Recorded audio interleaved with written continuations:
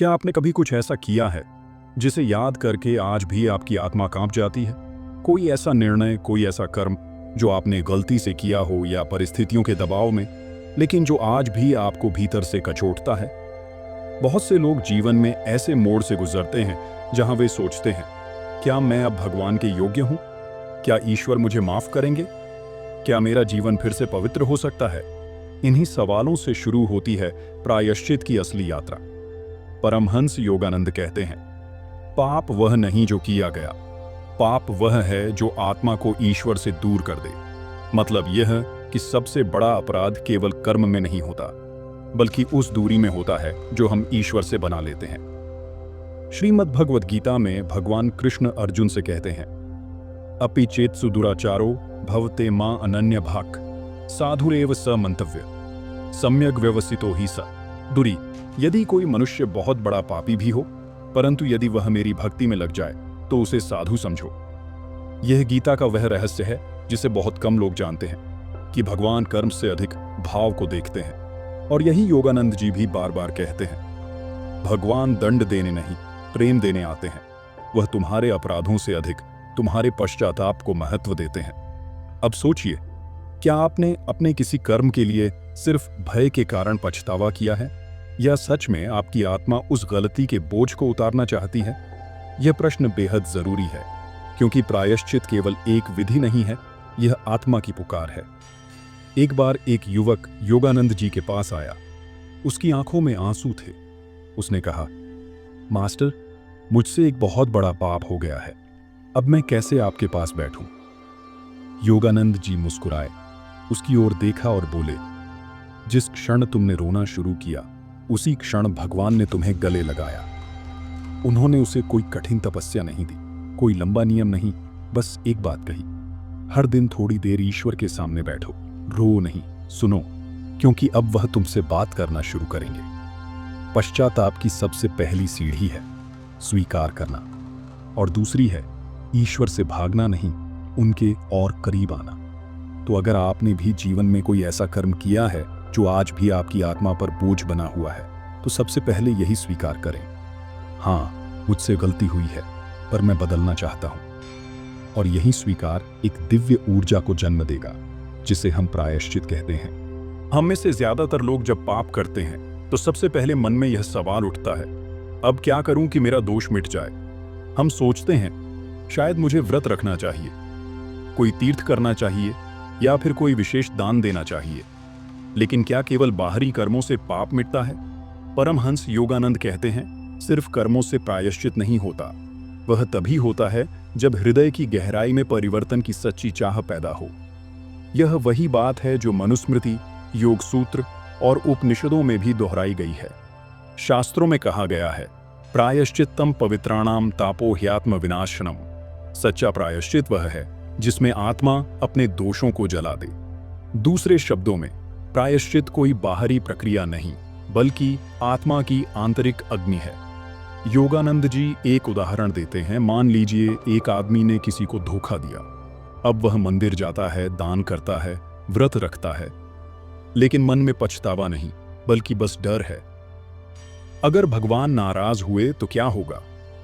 तो यह प्रायश्चित नहीं, एक व्यापार बन जाता है।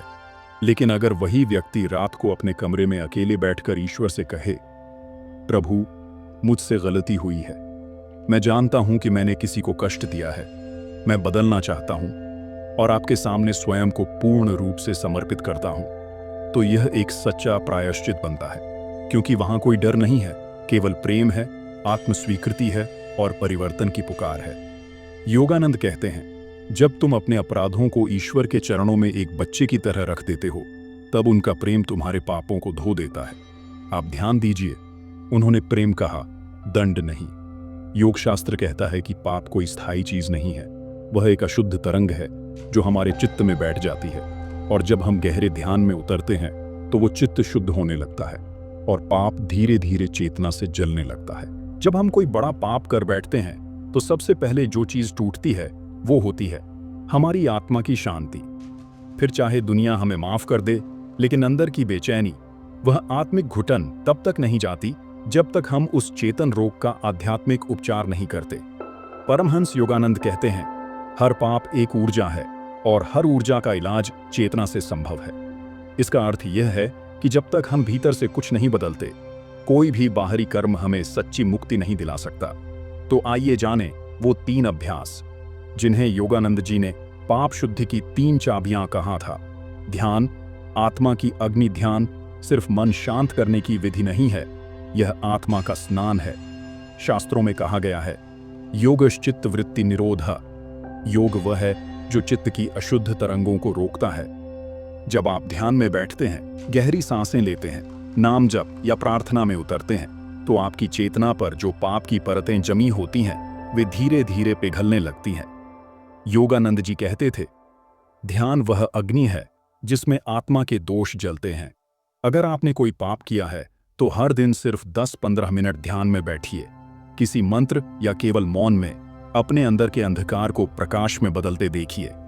सेवा, आत्मा का परिशोधन पाप हमें स्वार्थ की ओर ले जाता है, जबकि सेवा हमें विनम्रता और विस्तार की ओर। योगानंद जी कहते हैं, पाप संकुचित चेतना है, सेवा उसका उपचार है। सेवा का अर्थ यह नहीं कि आप किसी संस्था में ही जाएं। आप घर में किसी गरीब को भोजन देकर, किसी दुखी को सांत्वना देकर या केवल एक प्रेम से भरा काम करके भी अपनी आत्मा को शुद्ध कर सकते हैं। श्रीमद् भागवत में कहा गया है, परोपकार पुण्याय पापाय पर पीड़नम। दूसरों की सेवा पुण्य है और दूसरों को कष्ट देना पाप। सेवा का अभ्यास धीरे धीरे आपके चित्त की पुरानी गांठों को खोलता है और पाप के बोझ को हल्का करता है। ईश्वर से आत्मसंवाद, मौन की प्रार्थना। बहुत लोग पूजा करते हैं, मंत्र जपते हैं, लेकिन क्या आपने कभी सिर्फ ईश्वर से बात की है, बिना किसी रटंत विधि के, जैसे एक बच्चा मां से बात करता है? योगानंद जी कहते हैं, जब तुम रोते हो और कोई शब्द नहीं बोलते, तब ईश्वर सबसे अधिक सुनते हैं। हर दिन कुछ पल मौन में बैठिए और अपने मन की सारी बातें ईश्वर को कहिए। कोई मंत्र नहीं चाहिए, कोई विशेष आसन नहीं चाहिए, केवल भाव चाहिए। यह आत्मसंवाद आपको भीतर से मुक्त करेगा। इन 3 अभ्यासों को अगर आप नियमित रूप से शुरू कर दें, तो आप न सिर्फ पाप के प्रभाव से निकलेंगे, बल्कि आपकी आत्मा एक नई चेतना में नहाएगी। क्योंकि ईश्वर को तुम्हारा दंड नहीं चाहिए, उन्हें तुम्हारा हृदय चाहिए। एक बहुत गहरे अंधकार के बाद क्या प्रकाश फिर लौट सकता है? एक बड़ा अपराध करने के बाद क्या जीवन दोबारा निर्मल हो सकता है? परमहंस योगानंद कहते हैं, भगवान तुम्हारे पाप को नहीं पकड़ते, वे तुम्हारे प्रेम को पकड़ते हैं। यह बात शायद सबसे बड़ा रहस्य है। हम सोचते हैं, भगवान नाराज होंगे, मुझे सजा देंगे, शायद मैं अब उनके योग्य नहीं हूं। लेकिन योगानंद जी कहते हैं, ईश्वर तुम्हें उसी क्षण गले लगा लेते हैं जब तुम खुद को सबसे कम योग्य समझते हो। यही बात श्री रामचरितमानस में गोस्वामी तुलसीदास जी भी कहते हैं, करुणा निदान राम अविनाशी, जानी विप्र अपराध गरीबी, माफ कीन्ह कृपाशी मरपाटी। भगवान राम करुणा के सागर हैं। वे केवल अपराध नहीं, तुम्हारी विनम्रता और दुख को देखकर क्षमा करते हैं। अब जब आपने पश्चाताप किया, ध्यान और सेवा का अभ्यास शुरू किया, अब समय है दोबारा चलने का। अब समय है खुद को दोबारा स्वीकार करने का, क्योंकि जब तक आप खुद को माफ नहीं करेंगे, तब तक आप भगवान की क्षमा को पूरी तरह अनुभव नहीं कर पाएंगे। आपने देखा होगा, जब बच्चा कोई गलती करता है तो माँ गुस्सा करती है, लेकिन गोद कभी नहीं छोड़ती। ईश्वर की गोद तो उससे भी बड़ी है। योगानंद जी कहते हैं, तुम जितना सोचते हो उससे 1000 गुना ज्यादा भगवान तुम्हें प्रेम करते हैं। तो अब जो करना है वह यह 1, जीवन में एक नई प्रतिज्ञा लें। मैं अब चेतना से जीऊंगा। हर दिन ध्यान, सेवा और प्रेम के साथ मैं एक नया जीवन शुरू करूंगा। यह प्रतिज्ञा आपको पाप के अतीत से बाहर निकालकर दिव्यता के भविष्य में खड़ा करेगी। आत्मग्लानि को आत्म प्रेरणा में बदलें। जो दर्द आपने अनुभव किया वह अब आपके भीतर दूसरों के लिए करुणा बन जाए, क्योंकि जो व्यक्ति गिरकर उठता है वह दूसरों को उठाना जानता है। अपने जीवन को एक साधना बनाइए। हर दिन थोड़ा सा समय ध्यान को दीजिए, थोड़ा सा सेवा को दीजिए, थोड़ा सा मौन को दीजिए, और फिर देखिए पाप पीछे छूट जाएगा और प्रकाश आगे बढ़ेगा। अपने जीवन को एक साधना बनाइए। हर दिन थोड़ा सा समय ध्यान को दीजिए, थोड़ा सा सेवा को दीजिए, थोड़ा सा मौन को दीजिए, और फिर देखिए पाप पीछे छूट जाएगा और प्रकाश आगे बढ़ेगा। अगर इस वीडियो ने आपकी आत्मा को छुआ हो तो इसे एक साधना की तरह आगे बढ़ाइए। इस वीडियो को लाइक करें, कमेंट में लिखें, मैं अब नया जीवन शुरू कर रहा हूं, और इसे उन लोगों तक पहुंचाइए जो अपने पापों में डूबे हैं और ईश्वर की ओर लौटना चाहते हैं। आपका एक शेयर किसी के लिए जीवन का नया द्वार बन सकता है। वीडियो को देखने के लिए आपका आभार।